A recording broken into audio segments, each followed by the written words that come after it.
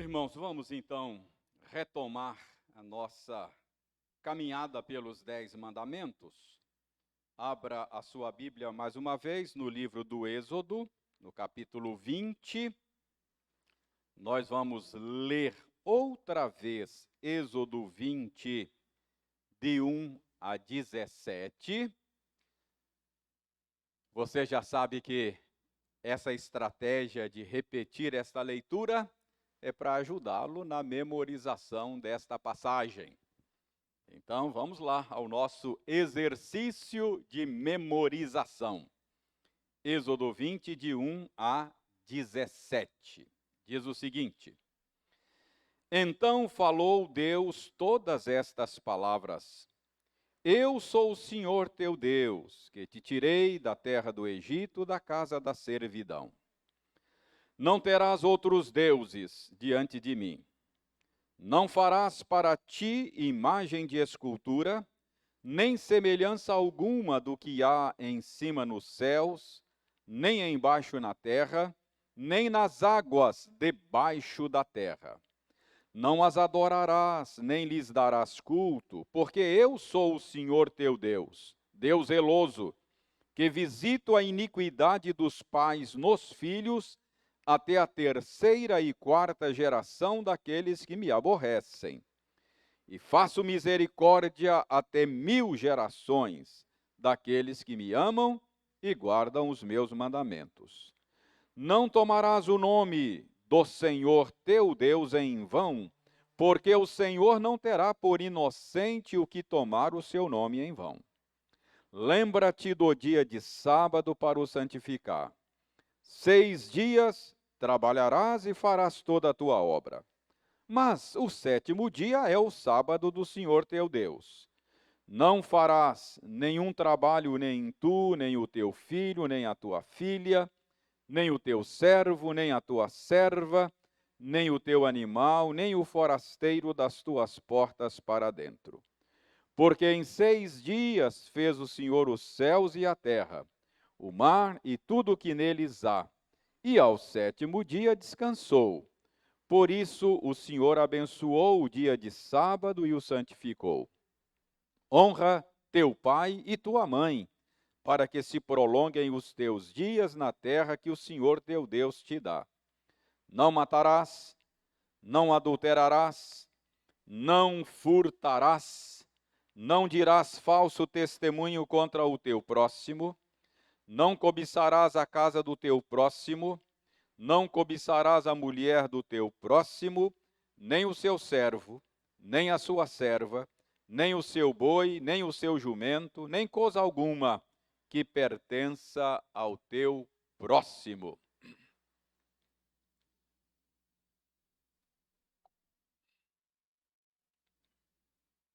Irmãos, vamos orar, pedindo ao Senhor que abençoe o nosso tempo de estudos. Senhor, aceita a nossa gratidão pela bênção desta hora. Obrigado, porque estamos tendo a bendita oportunidade de nos reunirmos mais uma vez em torno da Escritura. E obrigado pela oportunidade de nos esforçarmos para compreender o sentido do texto sagrado. Que o Espírito do Senhor esteja iluminando-nos de tal maneira que possamos aprender contigo mesmo. Nós oramos em nome de Jesus. Amém.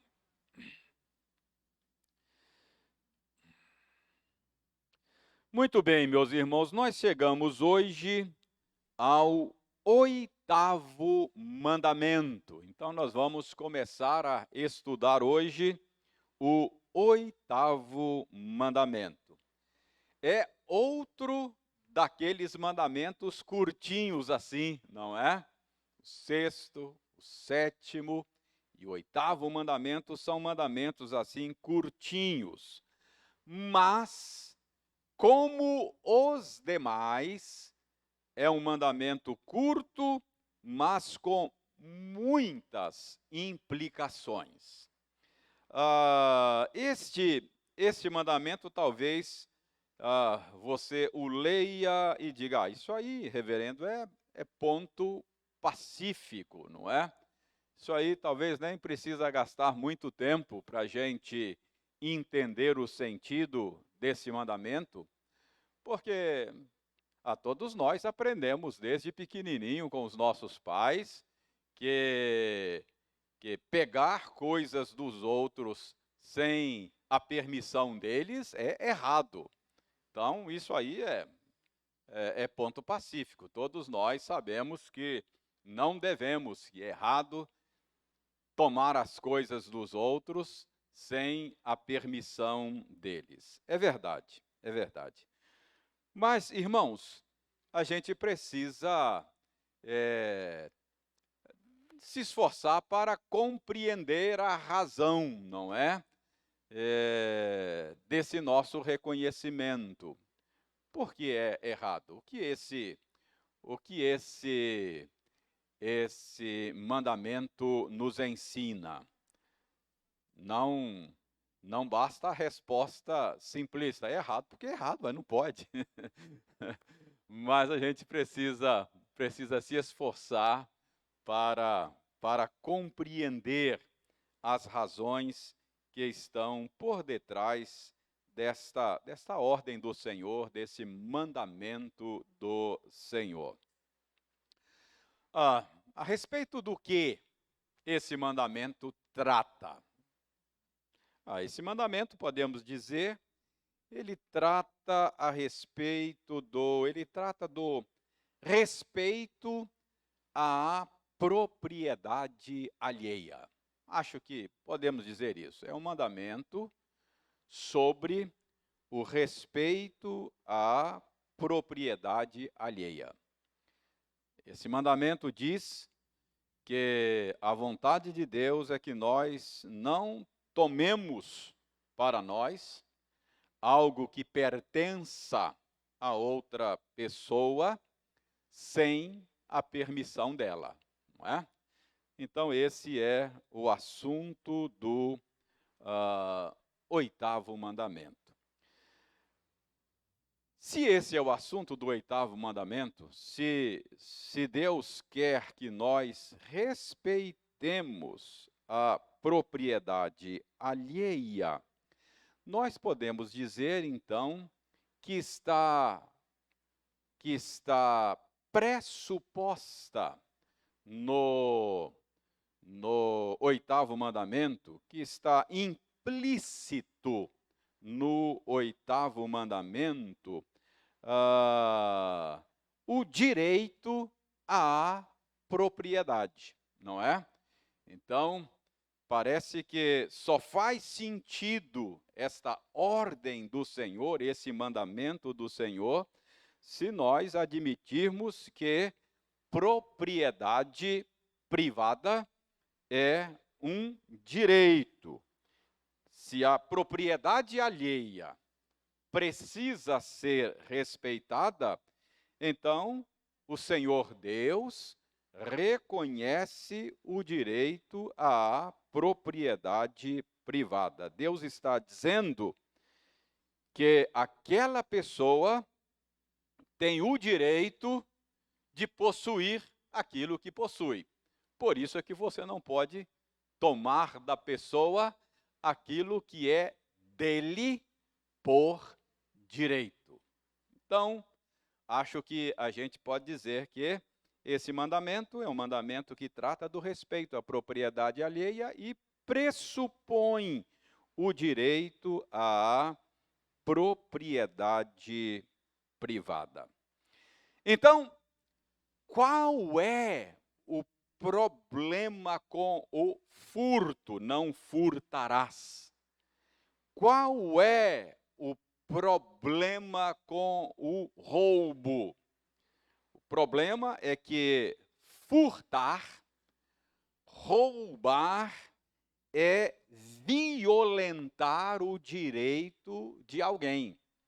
É violentar o direito à propriedade. É uma violência, porque a pessoa tem direito à propriedade.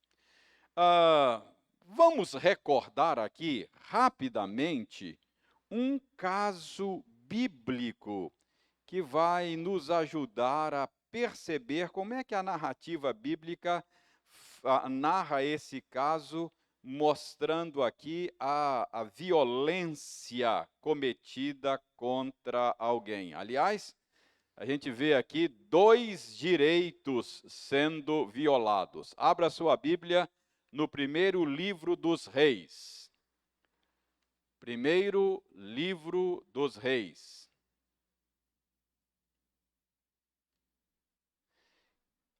Veja no capítulo 21. Primeiro livro dos Reis, capítulo 21.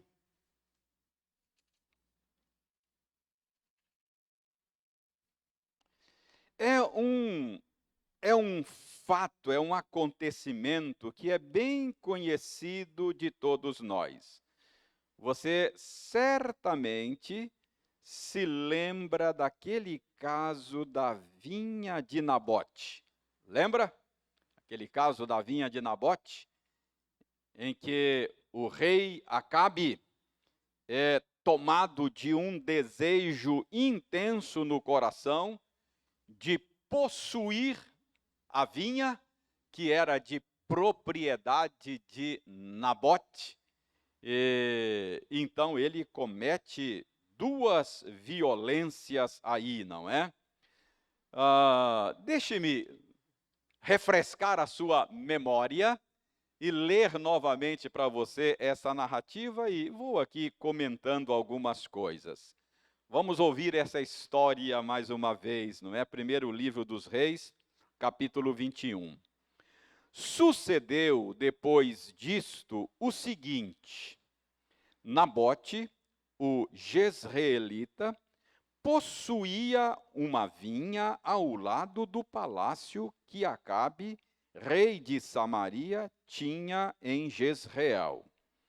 Disse Acabe a Nabote: dá-me a tua vinha, para que me sirva de horta, pois está perto ao lado da minha casa.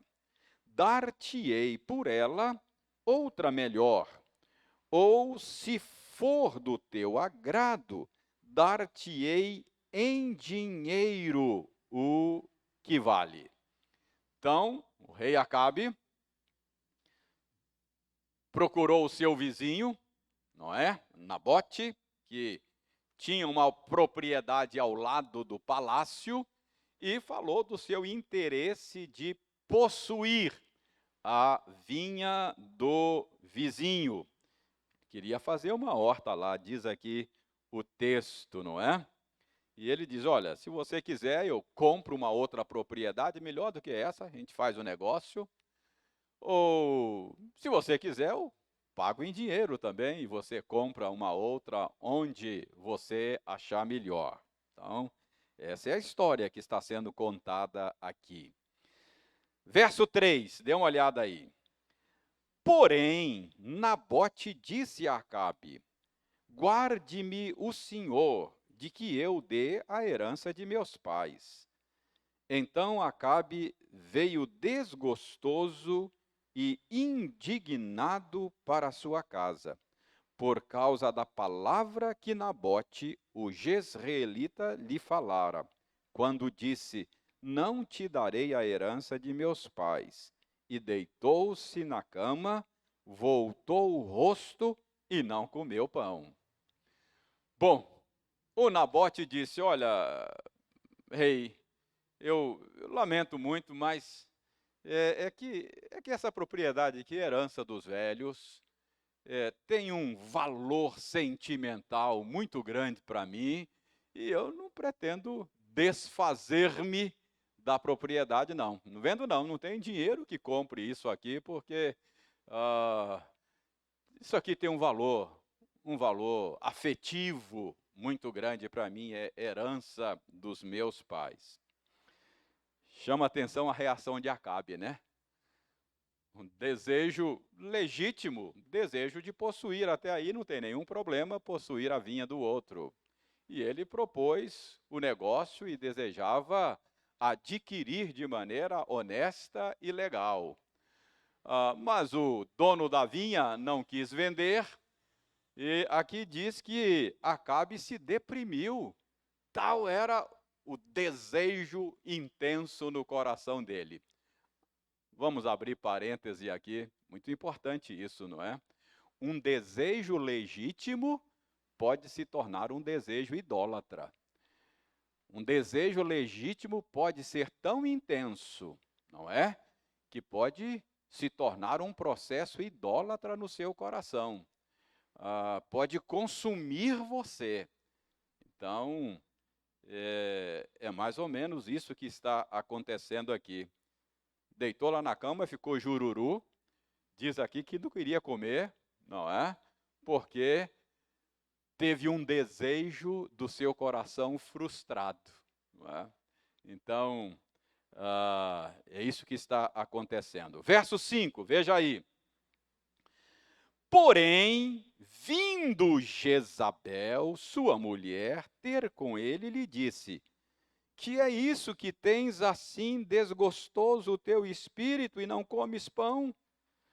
Ele lhe respondeu: porque falei a Nabote, o jezreelita, e lhe disse: dá-me a tua vinha por dinheiro, ou se te apraz, dar-te-ei outra em seu lugar. Porém ele disse: não te darei a minha vinha. Então Jezabel, sua mulher, lhe disse: governas tu com efeito sobre Israel? Levanta-te, come, e alegre-se o teu coração, eu te darei a vinha de Nabote, o jezreelita. Vocês sabem que Jezabel era a maldade encarnada, não é? Jezabel não era fácil, não. E, vendo o marido deprimido, jururu, chateado, disse: que é isso, homem? Levanta a cabeça, você não é rei? Você não governa em Samaria? Então, que é isso? Essa vinha vai ser tua. A gente dá um jeito, não é? E ela então já estava maquinando um plano macabro para possuir a vinha do Nabote. Bom, você conhece a história. A partir do verso 8, diz aí que ela começou então a executar o seu plano. Levantou acusações falsas contra Nabote, conseguiu subornar testemunhas falsas para testemunhar contra Nabote no tribunal. Nabote foi condenado à morte e Acabe teve o caminho livre para adquirir a vinha que era dele, não é? Deve ter comprado da viúva, não é? É assim, não compro de você, mas compro da viúva.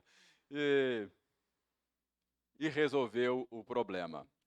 A Bíblia diz que Deus, então, nessa situação, levantou Elias para proclamar juízo contra Acabe e contra Jezabel.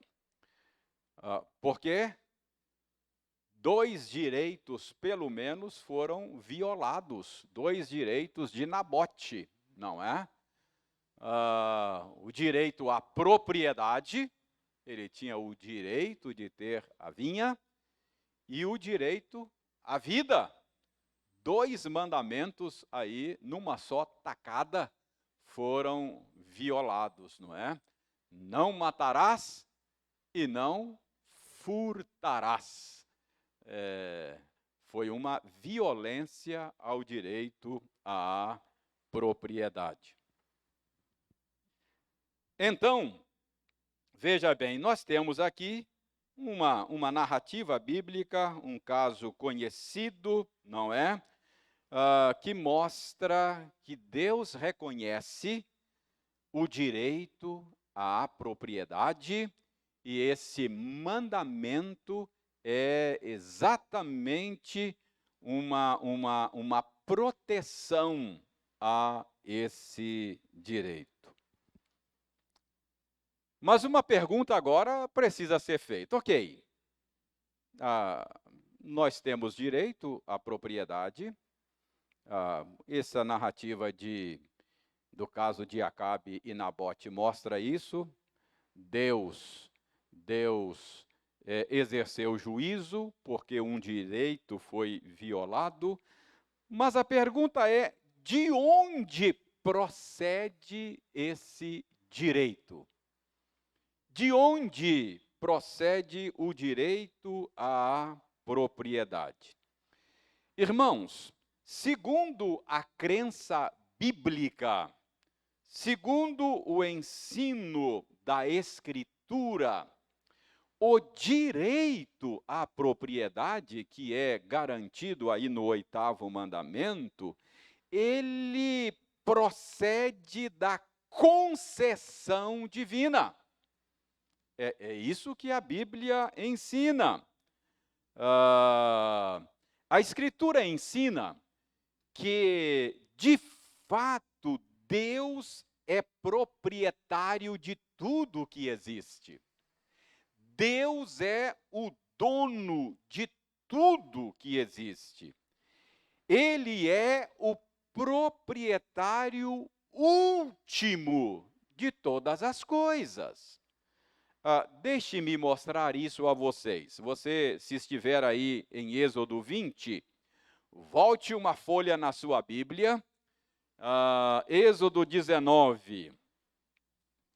Veja aí, Êxodo 19, versos 5 e 6. Agora, pois, se diligentemente ouvirdes a minha voz e guardardes a minha aliança, então sereis a minha propriedade peculiar dentre todos os povos, porque toda a terra é minha. Vós me sereis reino de sacerdotes e nação santa. São estas as palavras que falarás aos filhos de Israel. Então, preste bem atenção, Deus está mandando por meio de Moisés um recado ao povo de Israel, dizendo que, embora toda a terra fosse dele, ele é o dono de toda a terra.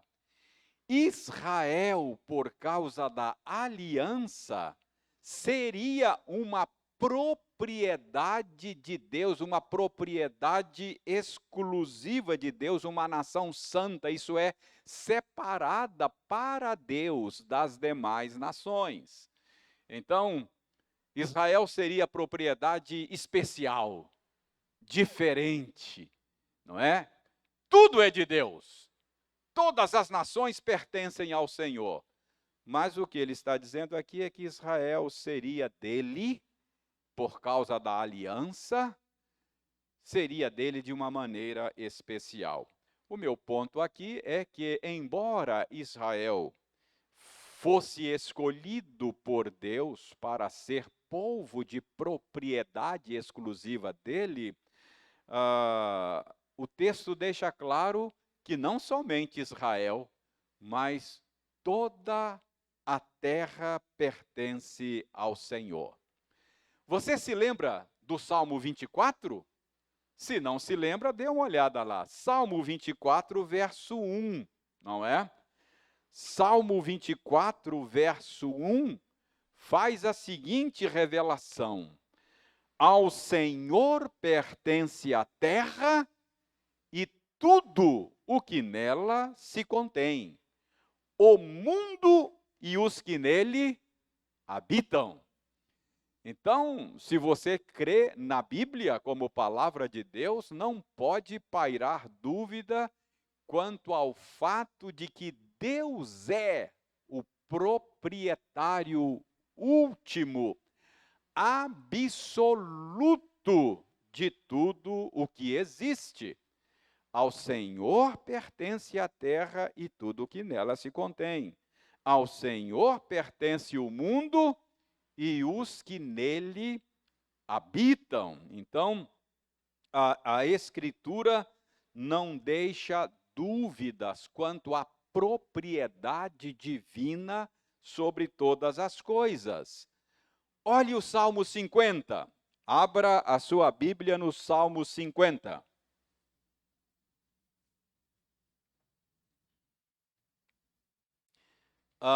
Eu lerei a partir do verso 7 até o verso 13. Olha só. Escuta, povo meu, e eu falarei, ó Israel, e eu testemunharei contra ti. Eu sou Deus, o teu Deus. Não te repreendo pelos teus sacrifícios, nem pelos teus holocaustos continuamente perante mim. De tua casa não aceitarei novilhos, nem bodes dos teus apriscos, pois são meus todos os animais do bosque, e as alimárias aos milhares sobre as montanhas. Conheço todas as aves dos montes, e são meus todos os animais que pululam no campo.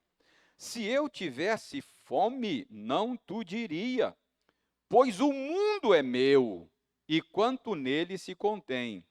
Acaso como eu carne de touros? Ou bebo sangue de cabritos?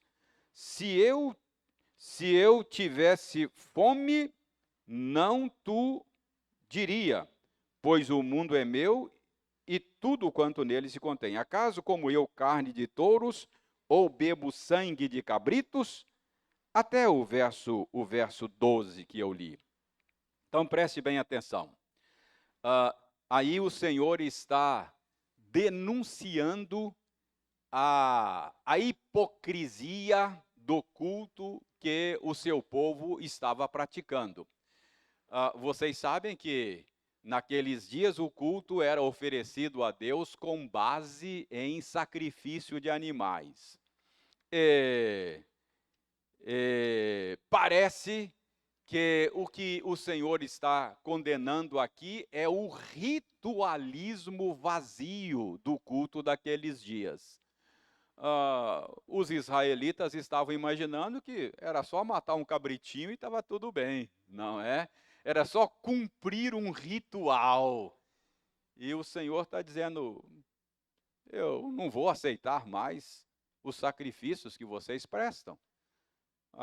Acaso vocês acham que eu preciso dos animais que vocês matam e oferecem a mim?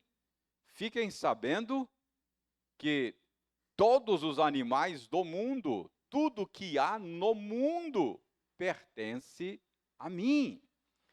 Então, a Escritura está cheia de passagens, não é? Que nos ensinam que o Senhor é o proprietário absoluto e último de todas as coisas. Então preste bem atenção. Esse que é o proprietário último e absoluto de todas as coisas, ele concede aos seres humanos o direito de propriedade. Então, preste atenção. O direito de propriedade, que é reconhecido e defendido no 8º mandamento, é um direito que é nosso por concessão divina. Lembra que Paulo disse, escrevendo a Timóteo, ele disse que nós nada trazemos para este mundo e nada levaremos dele? Então, o direito à propriedade do qual o 8º mandamento fala é uma concessão divina. Lembra de como Jó reconheceu isso? Jó disse, nu saí do ventre da minha mãe e nu voltarei. Ou seja, eu entrei nesse mundo sem nada, entrei nu e sairei dele sem nada. Portanto, Jó reconheceu que tudo o que ele tinha era por concessão divina. E aquele que concedeu a ele esse direito pode tirar. E ele disse: o Senhor Deus deu, o Senhor Deus tomou. Bendito seja o nome do Senhor. Percebe a compreensão de Jó a respeito desta verdade? E quando foi que o Senhor concedeu? Quando é que ele deu esta concessão? Desde a criação. Se você se lembra lá de Gênesis 1, a partir do verso 26, você vai se lembrar que Deus criou o ser humano à sua imagem e semelhança e deu a ele domínio, autoridade para governar sobre a criação de Deus, cuidar da criação de Deus, desenvolver a criação de Deus. Mas, para que ficasse claro que o proprietário último de todas as coisas era o Senhor mesmo, o Senhor reservou uma árvore no jardim como uma lembrança, um memorial, e disse: olha, vocês podem usufruir, comer de todas as árvores, mas desta árvore vocês não comerão, para ficar claro que é uma concessão. Vocês são apenas concessionários, não é? O Senhor é o concedente. Acho que esse é o termo técnico aí para falar daquele que concede, não é? Ao outro o direito, a concessão, não é? Salmo 8 fala disso com toda a clareza, não é? Lembra do Salmo 8? O que é o homem para que dele te lembres? E o filho do homem para que o visites? E o salmista diz: fizeste-o, no entanto, por um pouco menor do que Deus, e de glória e honra o coroaste, deste-lhe domínio sobre as obras da tua mão, sob os seus pés, tudo lhe pusestes, não é? Enfim, tem aqui uma série de textos que mostram que o direito à propriedade é uma concessão divina. Portanto, a fé bíblica, ela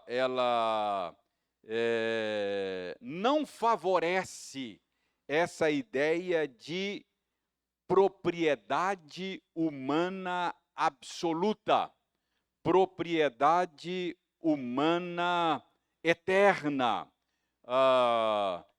O homem, segundo o ensino bíblico, é proprietário relativo, proprietário temporário, é proprietário por concessão. É a doutrina bíblica que nós chamamos de mordomia, não é? Deus é o dono e nós somos mordomos, administradores daquilo que pertence a Ele. Então, essa é uma outra verdade sobre o direito de propriedade. É uma concessão. Está claro para você o que é uma concessão? O que é uma concessionária? Você vai dizer, vendo, concessionária é uma loja que vende carro, né? É mais ou menos isso mesmo, não é? Uma concessionária É uma loja que vende carro.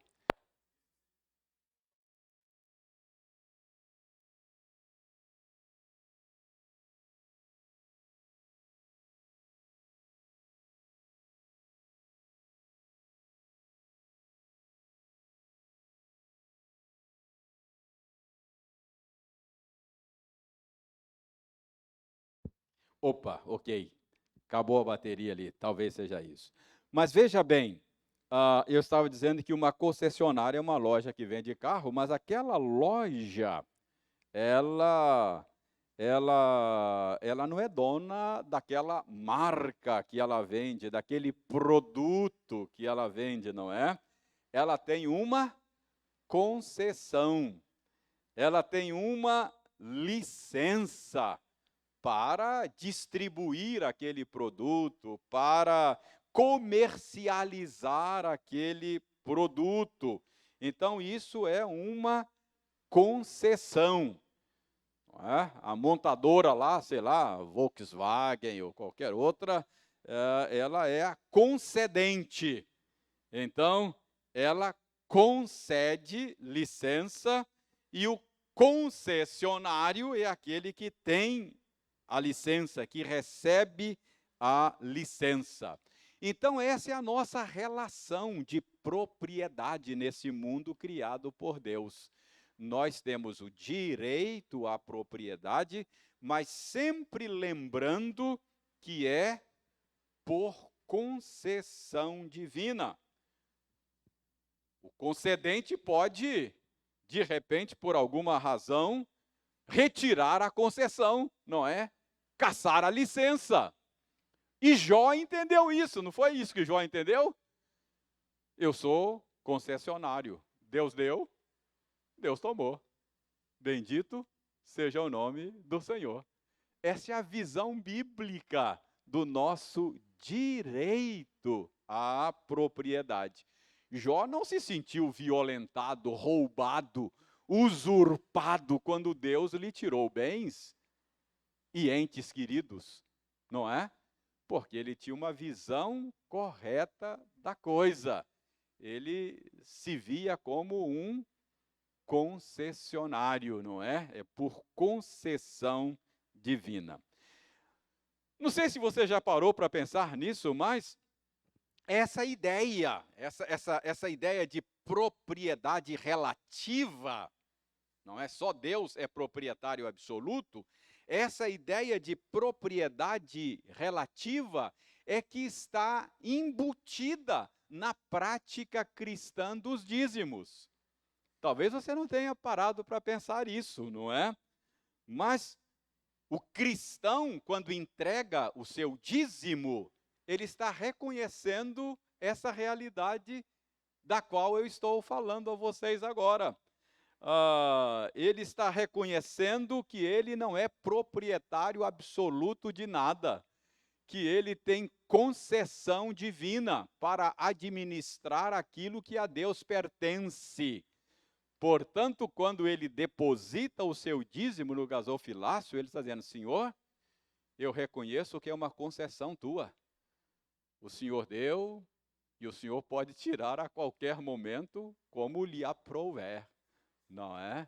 Então, é um reconhecimento de que nós não somos donos absolutos, eternos de absolutamente nada. Eu estou dizendo, Senhor, entrei nesse mundo sem nada, vou sair dele sem nada, não vou levar nada daqui, e eu estou administrando bens, propriedades que pertencem ao Senhor.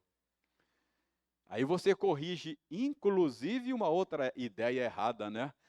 Às vezes, aquele cristão que explica a prática do dízimo, assim, ó, o dízimo é que 90% é meu e 10% é de Deus. Não, é que 100% é de Deus.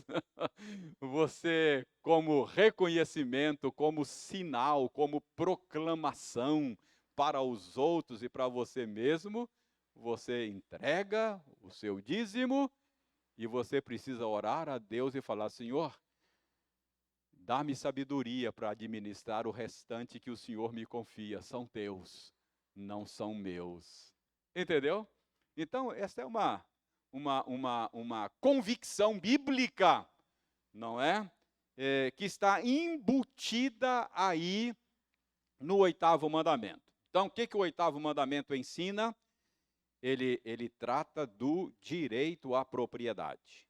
O direito à propriedade precisa ser respeitado. E nós precisamos aprender, à luz da Bíblia, que esse direito não é absoluto, é relativo. É um direito que é nosso por concessão de Deus. Ele é o concedente e nós somos concessionários daquilo que ele nos confia, não é? Então, esta é a verdade bíblica. Por exemplo, essa mesma ideia, este mesmo pressuposto estava presente lá na legislação do antigo Israel, a legislação a respeito das transações comerciais. Querem ver? Abra sua Bíblia no livro de Levítico. Abra a sua Bíblia no livro de Levítico. Veja aí o capítulo 25.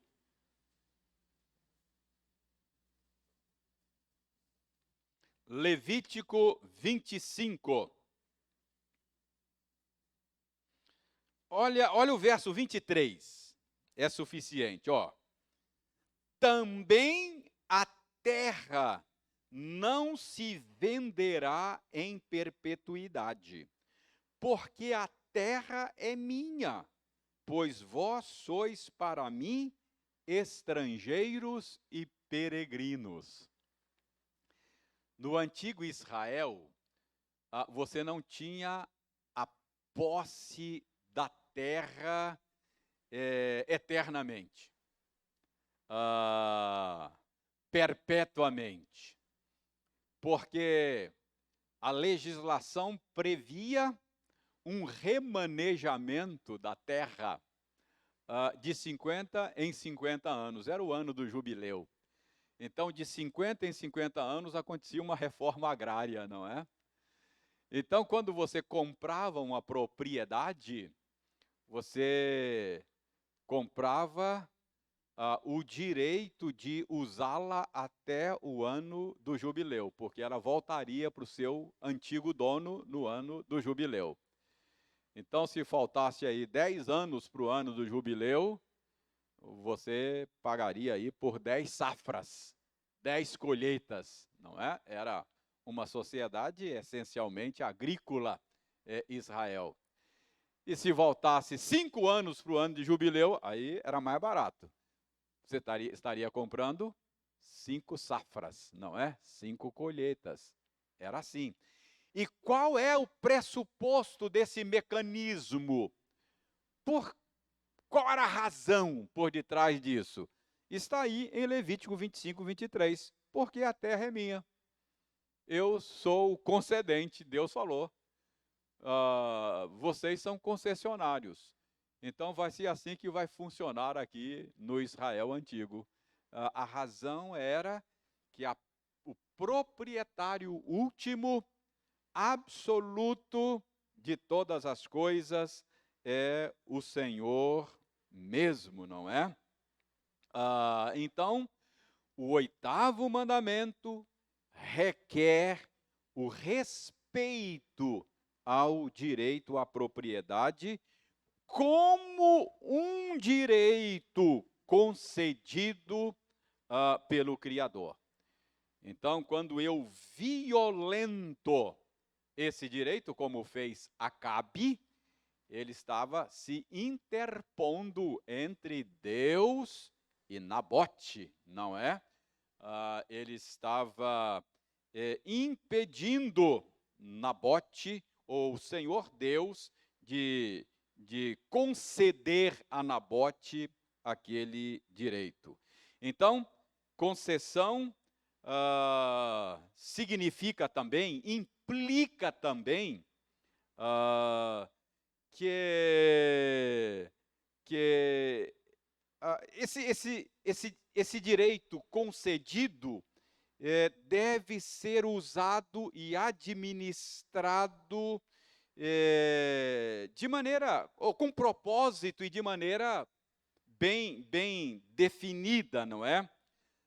Por exemplo, a legislação do antigo Israel previa que esse direito à propriedade concedido pelo Senhor, ele tinha propósitos bem definidos. Por exemplo, previa o papel social da propriedade.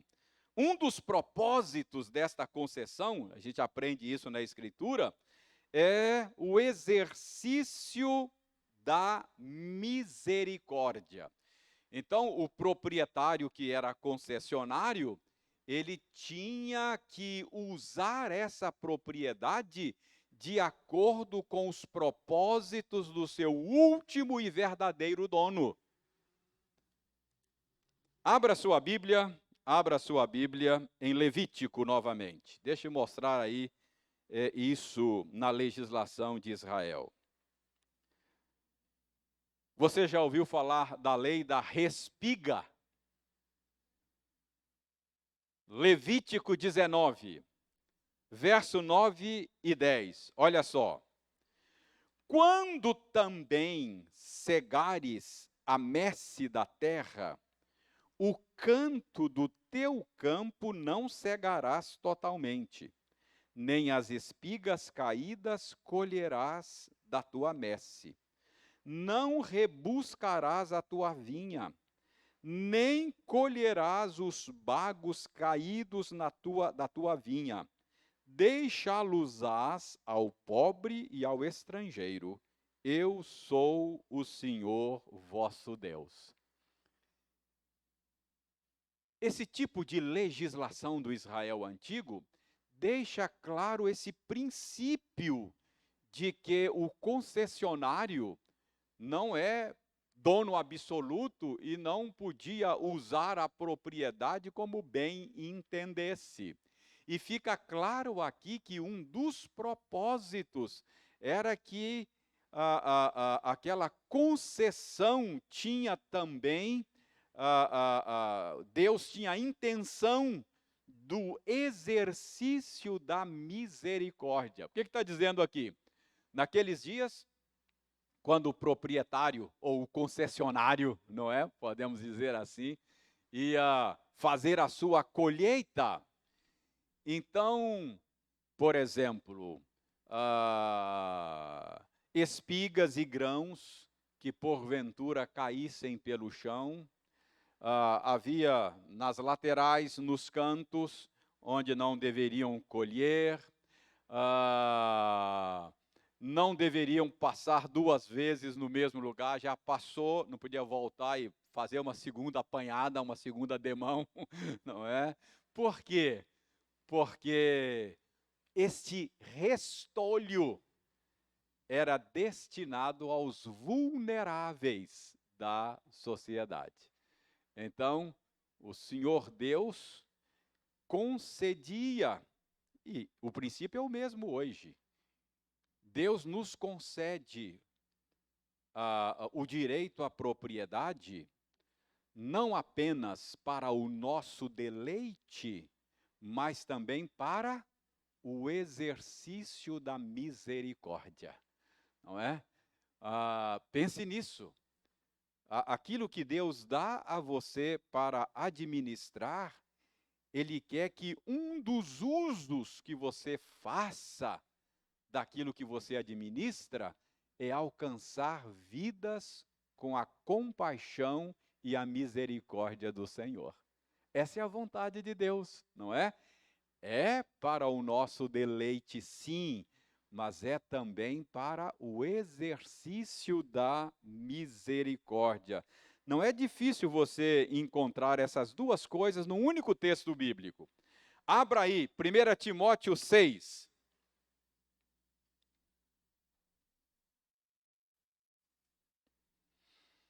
Primeira Timóteo 6, versos 17 em diante, olha só. Paulo está aqui escrevendo para o jovem pastor Timóteo. Está dando orientações pastorais. Timóteo, o que você tem que fazer aí ao pastorear o povo de Deus? Então, ele diz aí, Timóteo, você deve ser um pastor que exorte aos ricos do presente século. Primeiro, para que eles não sejam orgulhosos. Eles são concessionários, tá bom? Não são donos de nada. É uma concessão. Então, nada de orgulho, viu? O concedente pode a qualquer momento cassar a concessão, se ele quiser. O Senhor Deus deu e o Senhor Deus tomou. Então, não sejam orgulhosos, sejam humildes. Nem depositem a sua esperança na instabilidade da riqueza. Cuidado. Não confie nos bens que o Senhor deu para administrar. Confie no Senhor. Não confie naquilo que traça e ferrugem corrói. Não confie naquilo que ladrão escava e rouba, não é? Então, cuidado. Dinheiro é um ídolo difícil de ser renunciado. É uma tentação tremenda.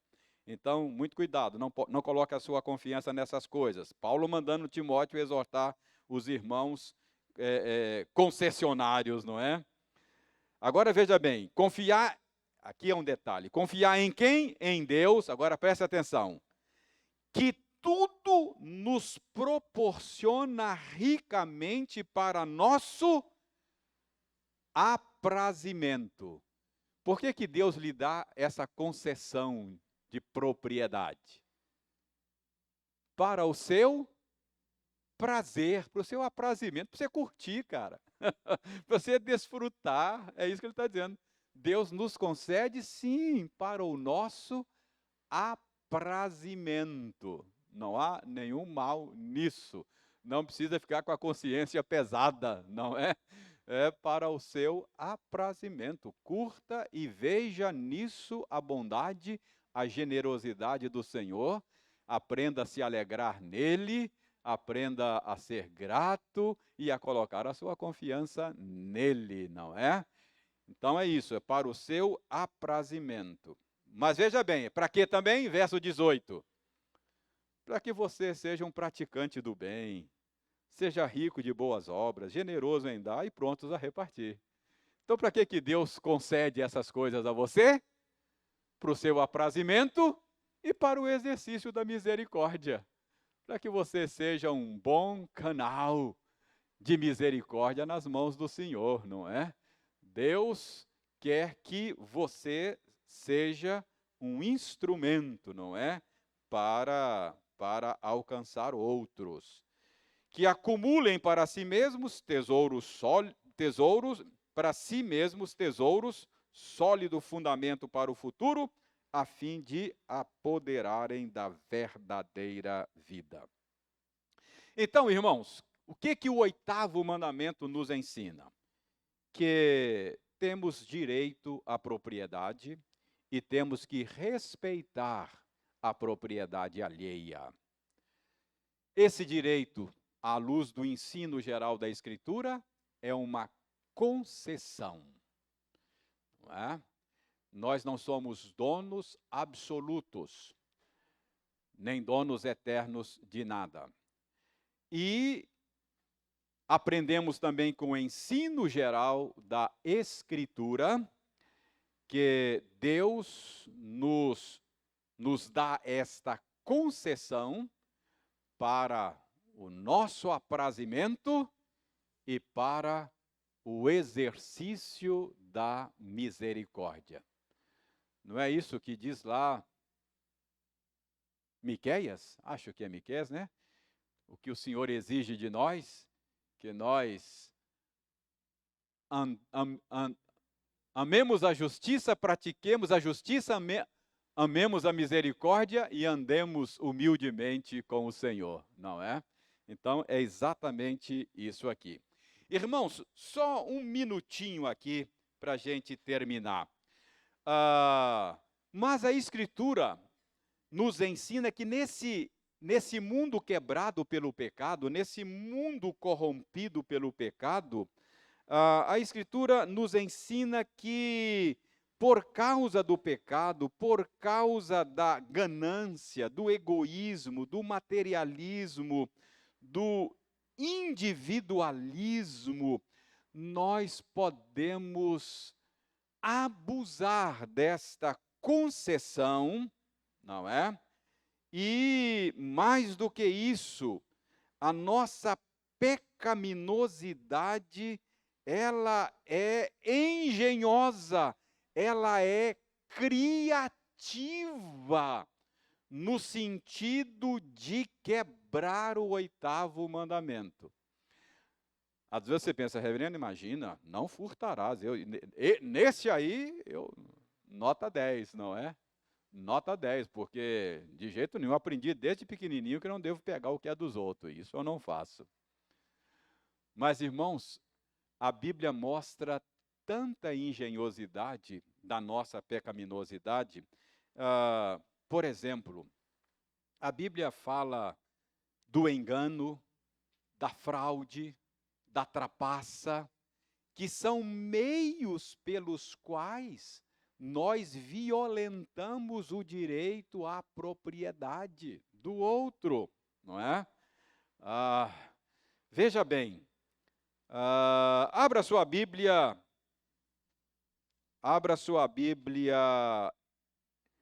em Deuteronômio, só para você ter uma ideia rápida disso. Mais 5 minutos eu termino. Deuteronômio 25. Só para você ter uma ideia da nossa engenhosidade pecaminosa com essa questão.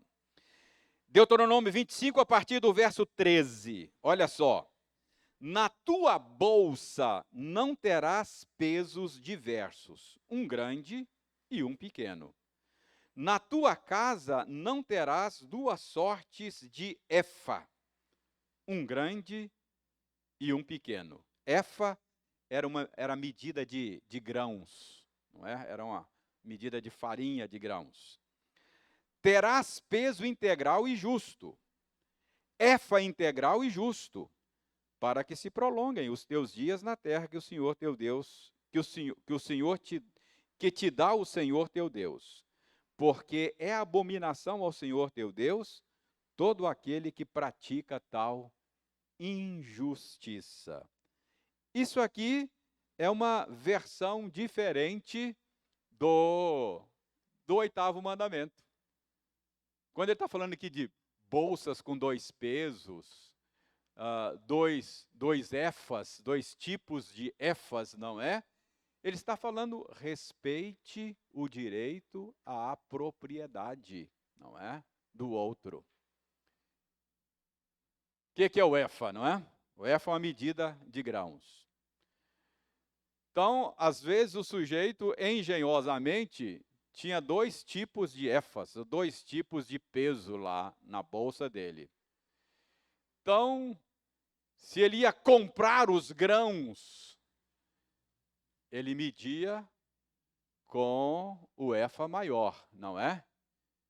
Então seria mais ou menos o cara comprar 1,1 kg e pagar por 1 kg. Ele usava o efa maior. Aí depois vinha alguém comprar dele. Agora, para vender, é outro efa. Aí ele pegava o efa menor. Aí ele media os grãos e vendia 900 gramas por 1 quilo. Entendeu? O que ele estava fazendo? Apropriação indébita. Quebrando o 8º mandamento. De maneira engenhosa. Não é? Então, a Bíblia, vez ou outra, chama atenção para isso. Quando eu não uso a concessão para o exercício da misericórdia, se o Senhor colocou nas minhas mãos para eu exercer misericórdia e eu retenho, eu estou violando o direito do outro. É claro, pois não, Marilza? Talvez seja 2 pesos e 2 medidas, não é? Para tratar com um, eu tenho um critério. Para tratar com outro, eu tenho outro critério, não é? São 2 pesos e 2 medidas. Então, vem alguém a mim, eu dou um tratamento X. Não gosto muito dele, então eu trato de um jeito, com um critério. Depois vem alguém que eu gosto muito, com o mesmo problema, e o tratamento deveria ser o mesmo, mas aí eu uso um outro critério, não é? 2 pesos e 2 medidas, é isso mesmo, é uma... isso é equidade, não é? Equidade, precisa ser, isso chama equidade. Mas então, veja bem, você vai encontrar muito isso na Escritura, você vai ver Deus chamando a atenção, dizendo que o salário do trabalhador muitas vezes era retido com fraude. Era retido com fraude. Então, ele tinha que pagar diariamente o sujeito e ficava enrolando, pagava de 15 em 15 dias, e o combinado era pagar todo dia, não é? O jornaleiro era jornada de um dia. Você vai encontrar isso na Escritura. Então, são maneiras engenhosas, não é?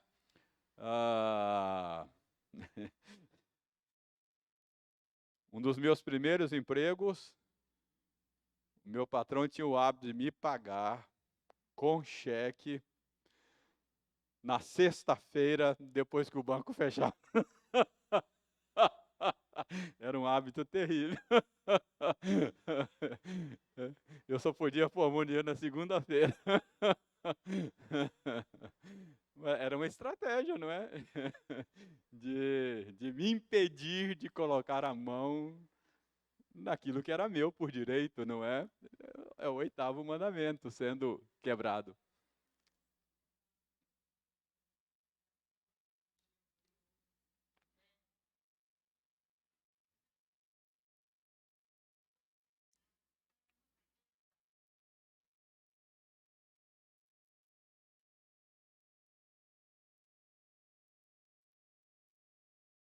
Sim, é verdade, é verdade. A Eliane está dizendo aqui que muitas vezes nós violamos o direito à propriedade, não é? Às vezes fazendo ultrapassas na fila. Acho que acontece muito hoje, irmãos, questão de, nessa época de internet, direitos autorais, propriedade autoral. Acontece muito isso. Às vezes compartilhamento de obras, não é? Livros em PDF, isso é quebra do 8º mandamento. Tem que comprar o livro e pagar, não é? Pelo direito do autor. Oi? Como? É verdade, é verdade.